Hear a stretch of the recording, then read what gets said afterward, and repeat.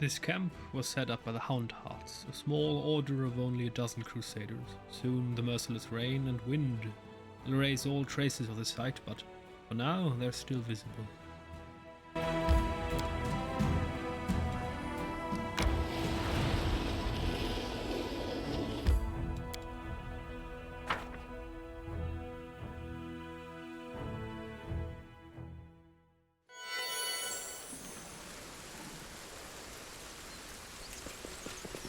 I was successful in my search.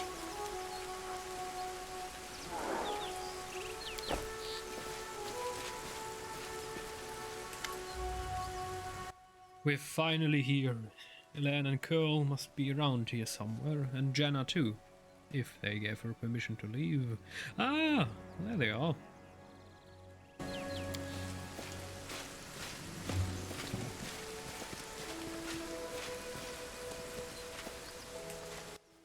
Greetings, Sealer, and greetings to you, Knight Commander. Elaine puts his hands behind his back and bows slightly. Then he casts an inquisitive glance at you. He seems less friendly than he was the day you met at the Defender's Heart. Jenna puts her hands on her hips. She looks even more dashing than usual. Elaine is feeling a little shy. He thought he could ask for help from a couple of nobodies like us, but now you've turned into the saviors of Kenabris, knights of the fifth crusade, marked by Yomide's blessing. And you still came to help him dig through a pile of junk. Oh, Sealer frowns a little. Let's not talk about it. I assure you I am the same Sealer, your friend from the League of the Cart. And we came here to help you look for Ilan's ring, but by the way, where's Curl? He didn't come with us. He said an old wound was acting up. Alright, my friends, since we're here, let's finish this job quickly. I really don't feel comfortable bothering the Knight Commander with my personal problems. I'm glad we are here to help you, Ilan. I hope everything works out perfectly for your wedding too. No, you know what? I'm going to call him Ilan. I love weddings so much. They're full of joy and new beginnings, but I haven't been to any yet. Can I come? Of course, Lady Amber. Let's hope my bride doesn't run away from the bungler who managed to lose the ring he bought for her. What does the ring look like, and where should we look for it? The last time I saw the ring, it was with my things in my traveling chest. Now the camp's in total disarray. I don't know how we'll ever find it. The ring is made of a shiny silver metal with a deep blue-green jewel. You can't miss it. Master Darek is not just a jeweler, he's an artist. There's no mistaking one of his creations. Sounds delightful. I wished I possessed one of Master Darek's finest works. Fine works. I've seen them from afar, worn by visitors to the Gwyrm Mansion, but I've never held one before. I was never allowed to approach important guests. I'm not one for florid compliments, my lady, but I suspect the master would happily give you one of his works as a gift. He does that from time to time, when he meets someone whose beauty inspires him. Thank you, sir. Camellia lowers her lashes demurely. Is there something wrong, Elan? Elan? Now I did it again. Am I making you nervous? The young knight is obviously embarrassed. I apologize. Jenna is right. Much has changed since we met in Kenablis. Some things for the better, some not at all. He stops short, apparently unwilling to elaborate. Alright, off we go. Jenna and I will look around the northern side. We'll see you when we find something, or when we give up trying. I found something! Stone, I mean, that's not bad.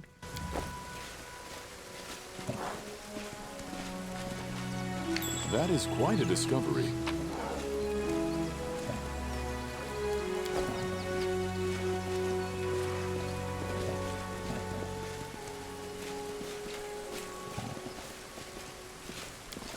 It went splendidly. Torn flag of the Houndhearts, a small but noble order of crusaders.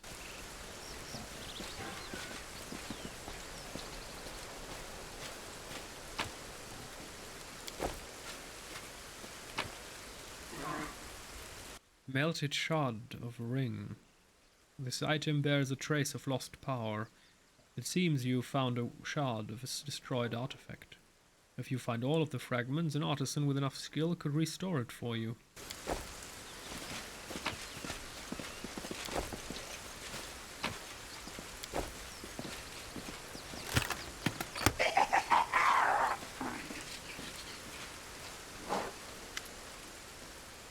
Small Quasit demon emerges from the chest.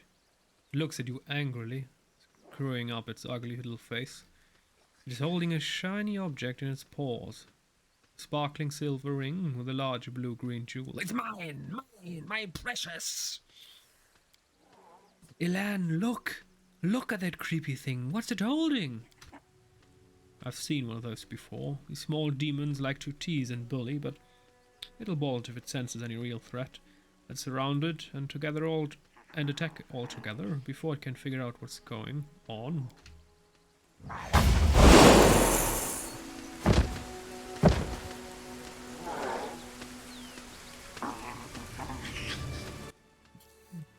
Precious! The Quasit throws its paws in the air and splashes you with beams of color. No riddles, my precious! You hear insolent giggling. The demon is jumping up and down, up and down, up and down, throwing the ring into the air and catching it. Mine, mine, my precious! Elaine! Jenna! Bilbo! The sealer glances at her friends, then turns to you. Bilbo? What? They're alright. They'll come around soon. Quickly, Morgraine. Let's catch the little rascal before it runs off with the ring.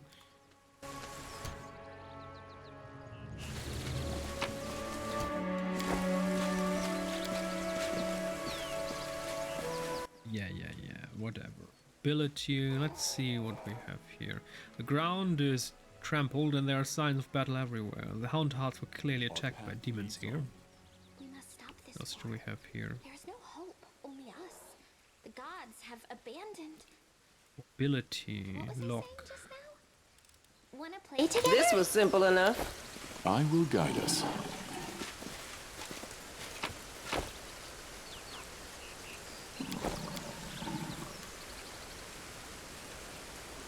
This tent is different from the rest. There's a strong burnt smell around it and rustling sound coming from within.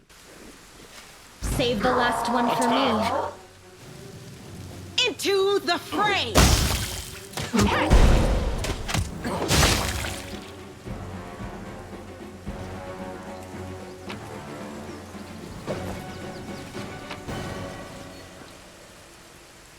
Hat of Heartening Song. Whenever the wearer of this hat uses any song, this song also grants fast healing at 1, 2, level 5, increased by point every 4 levels thereafter. I mean, I don't really care about that, but design is nice. The tent has been cut open from the inside. The knights apparently left it in a hurry.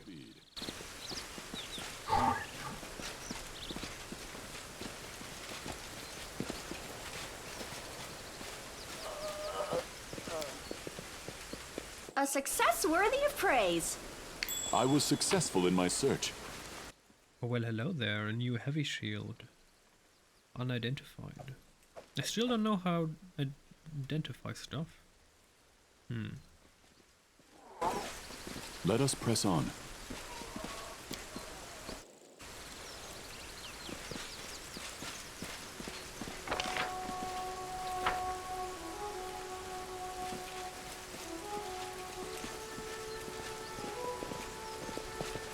We march ahead.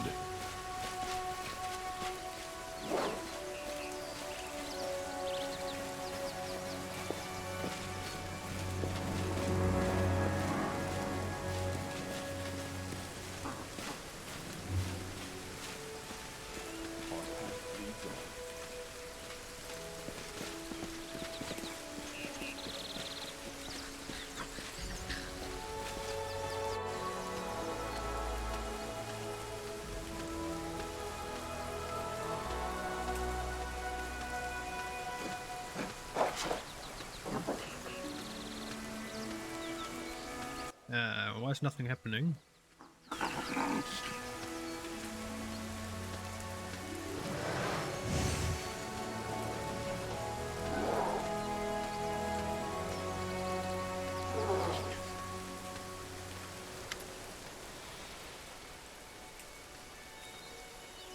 Before Elan manages to get to the Quasit, the halfling Curl appears right next to it, quite out of nowhere.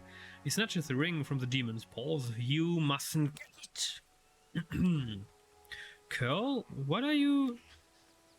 What the...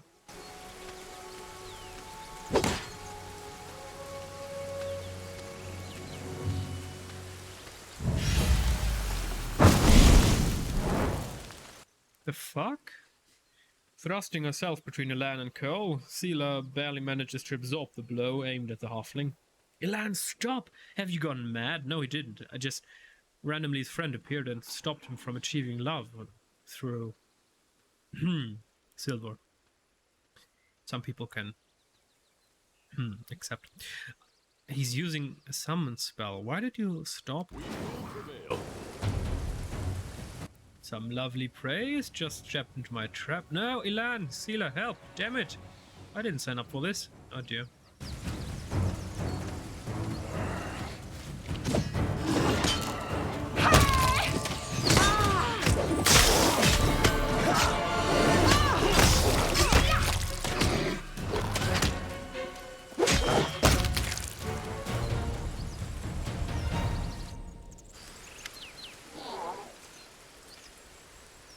Elan, what were you doing? You nearly cut down Curl.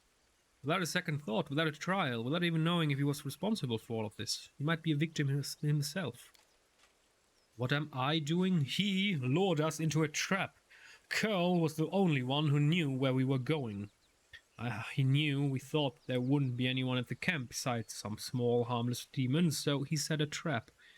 I wouldn't be surprised if his demon masters had him targeting the commander from the start. Talk about believing in the redemption of scoundrels. We barely know anything about what happened. Curl is a good lad. He's not a spy or a murderer. Maybe they threatened him, tricked him, or even bewitched him with demon magic. Now we'll never know, because you let him escape. But why would he care for the ring if he just wanted to see the commander dead? There's something that we're missing here. Better to let a thief escape than cut down an innocent. You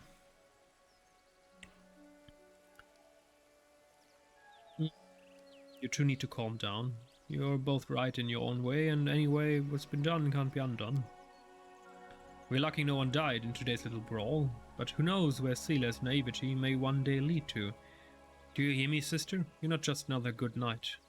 Whatever you do may have terrible consequences. You clearly have something to say. Go ahead and spit it out. Sela, I didn't want to say this, but I think of you as my friend. So I'm going to warn you. After what happened at the Grey Garrison, you're in serious danger, and maybe not just you. You might like to ignore military hierarchy and the rules of knightly orders, but there's wisdom in them that has stood the test of time. A soldier rises from a private to an officer, a knight begins as a squire. Even Naomi-J's paladins gain their abilities gradually, but not with you and the commander. You are granted incredible powers, far surpassing seasoned paladins with experience and skill far beyond your years. You received this gift at just the right moment and saved a lot of lives across Mende. That's a great deed that will be remembered for ages to come. But whatever happened next was wrong. They began to worship you. The Queen gave you such vast power, and while you sidestepped everything, training, experiencing hardship, this is not the first time Her Majesty has behaved rashly, and how much good has this brought Mendev? I'm frightened by what I see, especially by the way that you, Sela, trust people so easily and leap into adventures without looking. One day you'll lower your sword when you should have driven the blade home, just like thousands of bright-eyed youngsters will after you. Elan pauses, as if reluctant to continue, then looks you in the eye. I wanted to tell you the same thing, Commander.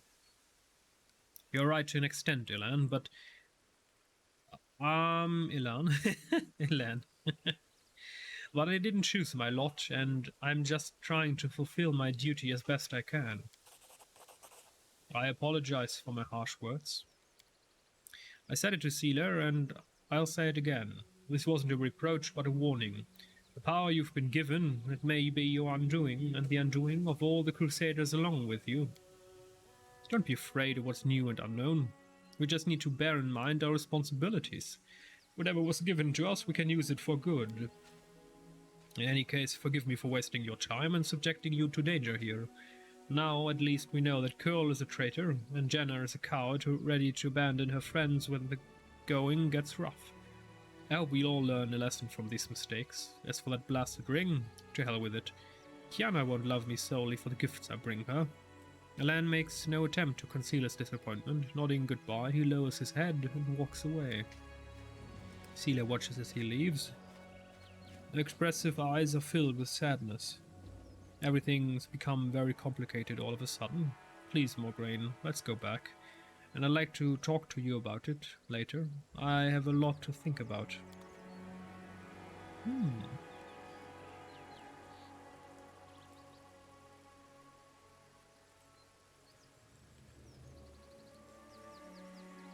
That was odd, Guide us. being ambushed, having traitors in our midst. What a surprise. Okay. Long spear we don't need. There we can go. Yeah, there's nothing of interest here. Alrighty, still the question remains, how do we identify items? I mean, I noticed that some items just get identified once we are in camp and rest, but is there no way to force this identification process? Grip, drop. Oh, is it now identified? Divine Protector.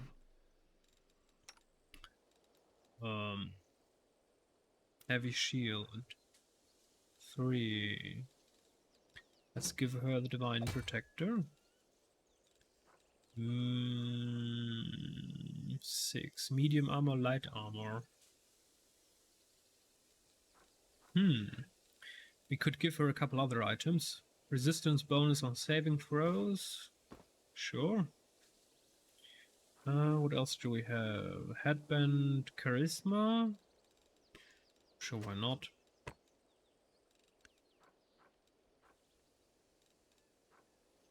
Competence bonus, Perception and Trickery. Why not?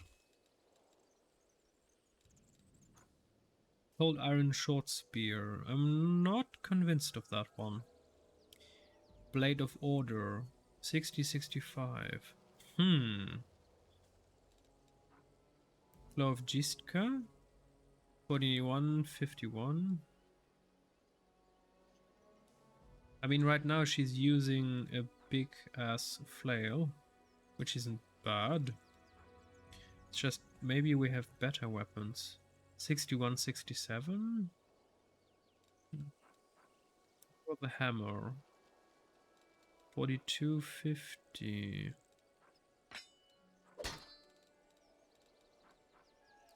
Bug Crusher.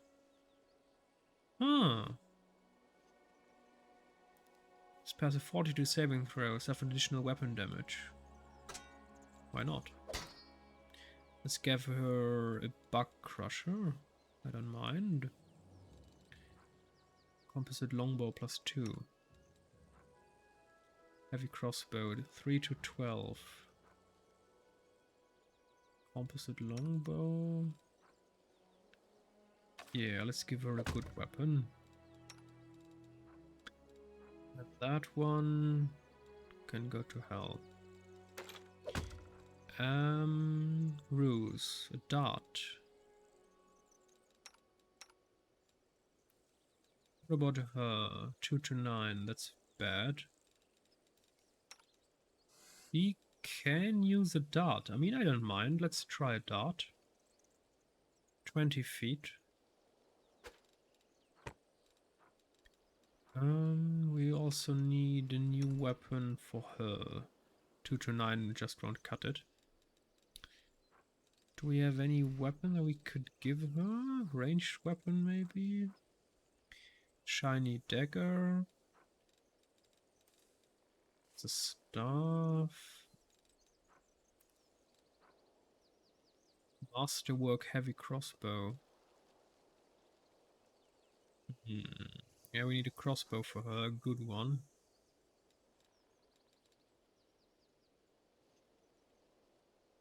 Can she also use...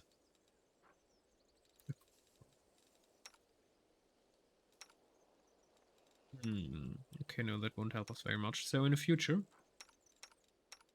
we're going to need to find another good crossbow. I will see this through.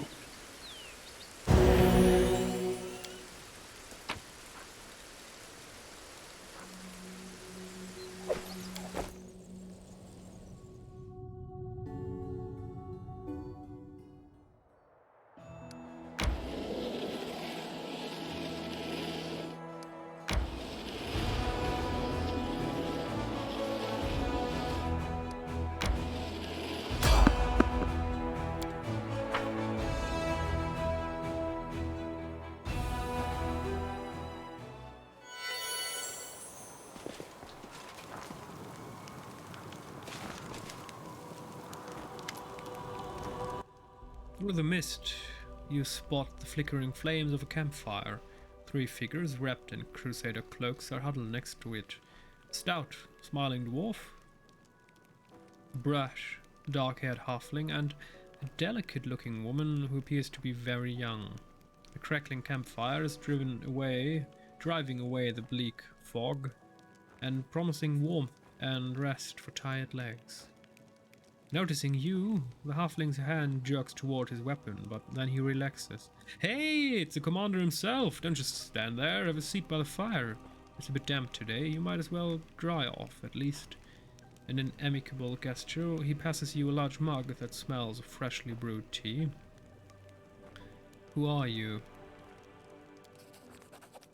A frontline scouting party. Our senior sent us ahead to look for ambushes. We've been walking all day, so we're making a bivouac.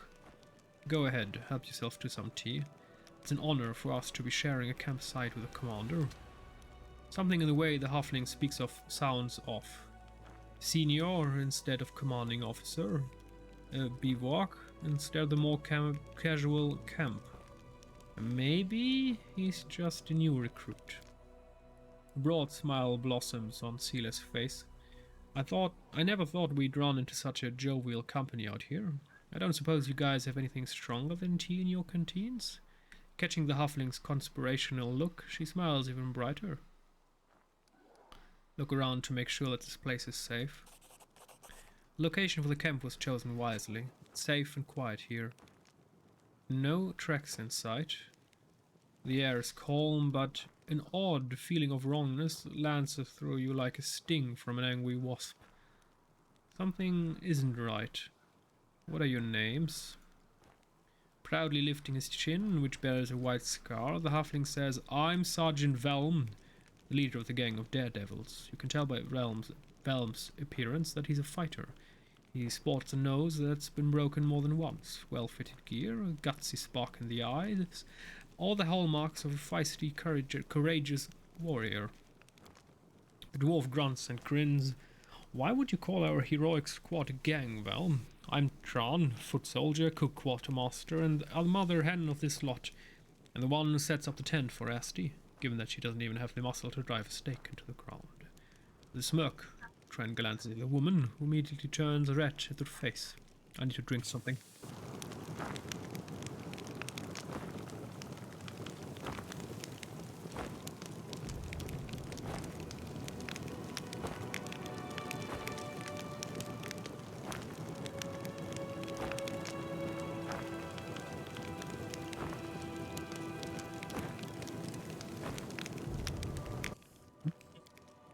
The sweet and terrible young cleric opens her mouth to say something, but shuts it immediately and blushes even more. Finally, she mutters sheepishly, Pleased to... at your service, Commander. Aren't you scared, camped out here in enemy territory? The dwarf gives you a disapproving sidelong glance. You wound me, Commander. I've walked many roads. I know a good spot for a camp when I see one. Even if a damn column of cultists marched by, they wouldn't think of checking this place. In the meantime, we would watch quietly and count every last one. Thoroughly embarrassed, Esti adopts a serious tone and comments in Tran's direction. You and your boasting. The two comrades greet her remark with a burst of laughter. Well, something's not right. I don't want to attack them. I don't want to sit with them. I think we're going. Where would you go in this weather? Don't you want to sit beside? That's a very nice fire. Oh, you'd walk headlong into an ambush with this kind of fog. Stay with us for a while. Rest up. It's nice and cozy here. Succeeded at will check. A terrible weariness hits you all of a sudden. Judging by its strange nature, it seems that some spell's trying to take hold of you. Nasty evil little creatures. Your legs buckle, unable to bear the weight of your body. And then the mug that has somehow appeared in your hands hits you with a fragrant cloud of tea tree steam. The best you've smelled in your whole life. Where did you get such an extraordinary tea? Oh, you can tell the commander knows more about cooking than some. Oh, Tran leans over to you and says weightily, "It's cat's holly. I bought it from a merchant from Absalom. Worth every coin, though, eh?" Cat's holly. The name sounds vaguely familiar, but you've never heard of it being used in cooking. You seem to recall that it causes delirium. Apparently, being this far away from the discipline of strict officers, the scouts decided to indulge in some happy dreams. I'm afraid I have no time to spare. You attempt to stand, but your legs give out from exhaustion. Your whole body protests against the mere thought of going anywhere. The sudden weakness you're feeling is very suspicious. The sickly sweet scent coming from the mug in your hands leads you to think that you have been drugged. I didn't drink it. Wait. Come now, Commander. Where's the sense in going ahead of the scouts? What if you walk right into the enemy lines? You lose your head for nothing. And the army won't last long without you. Get a night's rest with us and set out first thing in the morning. Well, something's definitely not right. Attack! Smirking brazenly, the halfling licks his lips with a surprisingly long, pustule-covered red tongue. Ha ha ha ha! Would you look at that? He didn't buy it. Enough of this masquerade then, everyone. No more games. Figures by the fire ripple and transform. Three grey-haired and dark-skinned elves watch you with mocking sneers. Their twisted, grimacing faces look demonic. From the haze, more previously unseen shadows materialize. They all just as loathsome and unsettling. The campfire emits a sickly sweet, intoxicating smell, and in this quad kettle you see some slimy mushrooms swimming in a disgusting, boiling slurry. Who are you? The one who was pretending to be the halfling Velm makes a face, mimicking you in an obnoxious voice. Oh, are you? We are servants of Lord Descari, and you are the pitiful insect that got caught in our web. The elf, who was masquerading as the cleric Asti, gives you a lecherous smile, enthusiastically dragging her tongue along the blade of her dagger. Did you like little Asti? Did you want to play with her in your tent? You monsters! Sealer looks at those who appear to be trusted allies a moment ago with open disgust. How did I not see you for what you are right from the start? Dumb paladin. You really think your ability to sense evil can't be fooled? Lady Animoda taught us long ago how to trick the likes of you. Ways to conceal the evil in one's heart are not a recent invention. You Anamora deserves no credit for devising them. What was the point of this charade? I mean, you're going to die anyway, and I'm going to walk out of here, so we could just skip the steps in between. Lady Animora desires your head, and we'll gladly deliver it. The elf whose voice Strand was so convincing let out a repulsive snicker. I think I am at your mercy. You'll see who the real prey is. I love it when prey tries to fight back. I refuse to accept their statement.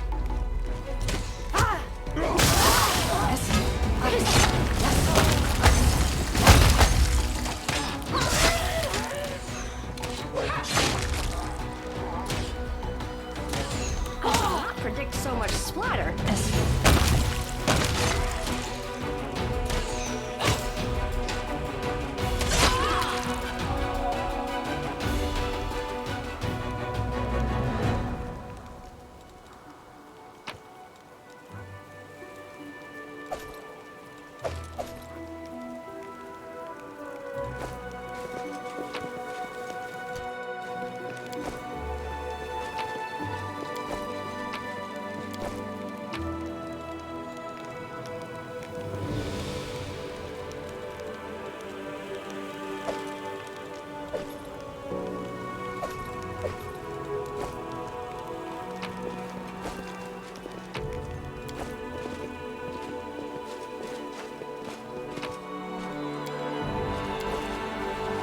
Godspeed.